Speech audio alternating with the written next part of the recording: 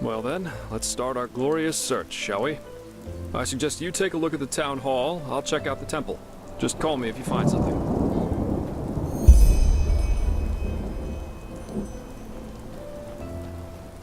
Huh? About Fogville? Yeah, quite a lot actually. The story's always fascinated me. You haven't heard of it, I take it. What do you want to know? Yeah, and that's about what happened. How can I say this without going beyond the scope? The short version, the villagers lost their minds. It all started when they officially renounced Malthus and the righteous path. Then, more and more travelers started disappearing, and surprisingly, a lot of their corpses were found close to the village, dumped in the forest like slaughtered cattle. That was when the Order couldn't ignore this issue any longer and sent a division of guards to end the madness, whatever that's supposed to look like. But when these guards arrived, they were greeted by frenzied villagers, who were armed to the teeth and jumped on the guards like rabid dogs. Most of them were killed, but one made it back to the temple. Well, and that's almost the end of the story. When the guards returned, they were almost the size of an army, but still the villagers charged right at them. You can imagine the result. Yes, it was. It turned out they sacrificed them. Later, when the Order searched Fogville for what could have caused all this, they found a hidden hexagonal room in the temple, which looked like the Fogvillers built it themselves. It was strange. There were exactly 6 paintings, one on each wall, and they all depicted unholy scenes, whatever that may mean. Anyway, it seemed that the travelers were sacrificed there. Heck knows why. As I said, they were mad, and this is also how they fought, regardless of the consequences. Plus, this place isn't exactly easily charged. Just look at all the walls. It's almost a fortress. Well, the most common one is the proximity to the Whisperwood. We all know what these spores do to the human mind. So maybe unfavorable winds over several moons? Who knows? At least that's the official explanation. Some conspiracy theorists see a connection to the Butcher of Ark. Exactly. Strange guy, to say the least. You know, shortly before he killed himself, he left an autobiography. And even though the Order officially forbids owning it, there are collectors who established an entire cult around that Tanderson character. There's a lot of speculation going on about this entire myth, and some of it's quite bizarre and morbid, if you ask me. Anyway.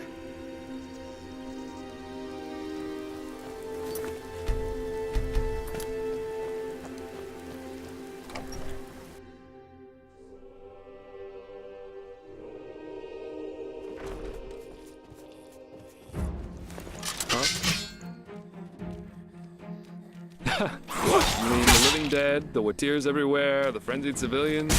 I'd say this country's seen better times. But at least something happens. It makes this place less boring.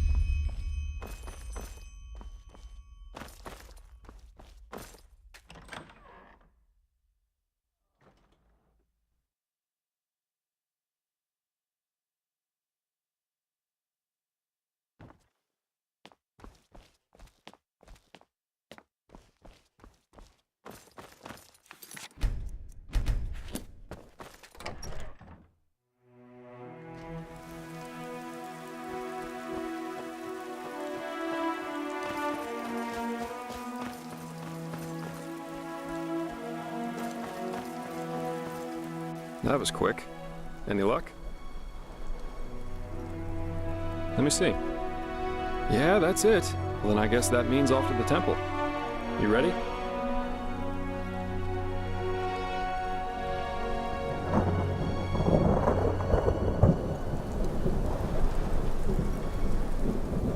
Ready to go? Good, but don't take too long.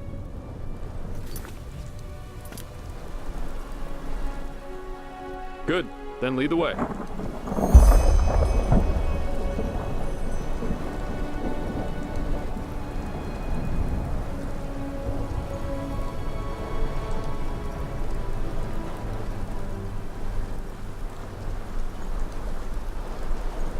Never walked back on the road from the aged man's abode. Blazes. Sorry. I know. I can't sing.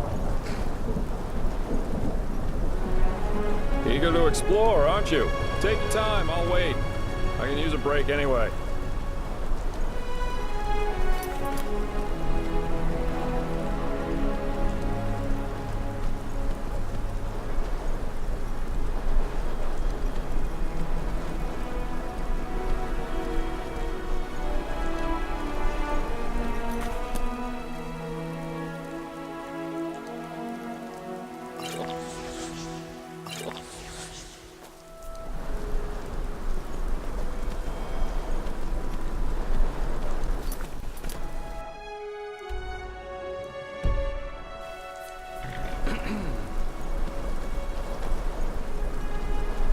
Eager to explore, aren't you? Take your time, I'll wait. I can use a break anyway.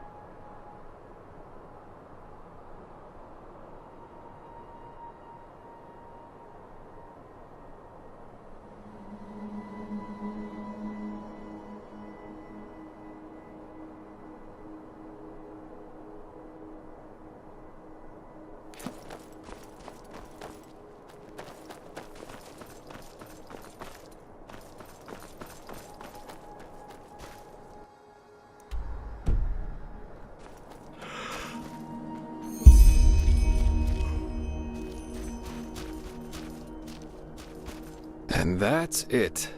The Crystal Forest. Beautiful, isn't it? The temple should just be a few miles up the hill. Oh, it's an old legend. Apparently this temple has some kind of consciousness, so to speak. That's also the reason for the weird vegetation around here.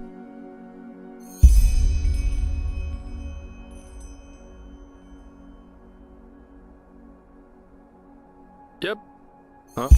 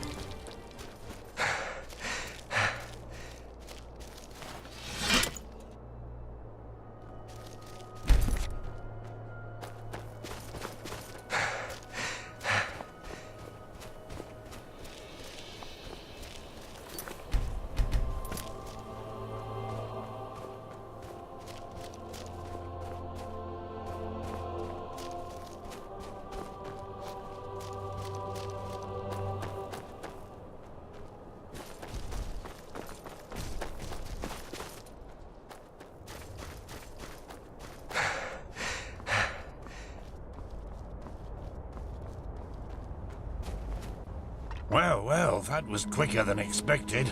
Did you find the gem? Show me. Well, I'll be damned, that's the one. Then I suppose it's time for me to tell you some things about the temple. Maybe you've already heard the Enderalian legend about this place. It's said that this temple is alive, and that the entire forest is some kind of sensory organ of it. Heareth his whispers, sung from the trees, dreadeth his gaze, blah blah blah, you get the idea. Though most folk legends are superstitious nonsense, this one has a true core. The temple does indeed have a consciousness of some sort. That has, however, less to do with some suicidal lover's tragic fates, but with a Pyrean defense mechanism. The Stone Heart. It works because the Pyreans found a way to conjoin something immaterial with a human soul. That doesn't need to be a building like it is here. It can also be a sword or an amulet. The Bound Ones, as those whose consciousness was transferred were called, suffered atrocious pain during the ritual, but when it worked, they practically achieved immortality. Well, that's consoling. It's a terrible fate, yes, but we all know that with the right religious blathering, humans can be convinced to do just about anything. However, don't get the wrong idea. These bindings were unusual.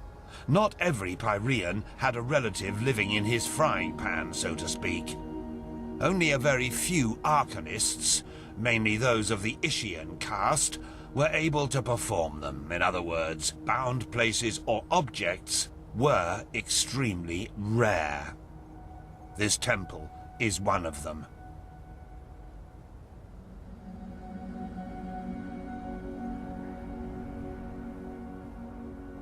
I doubt that it's resting, witnessing the downfall of one's own civilization, and since then being forced to hang around in an extinct world hardly has a positive effect on one's sanity. But we'll see. Go ahead, put the gem in the socket over there.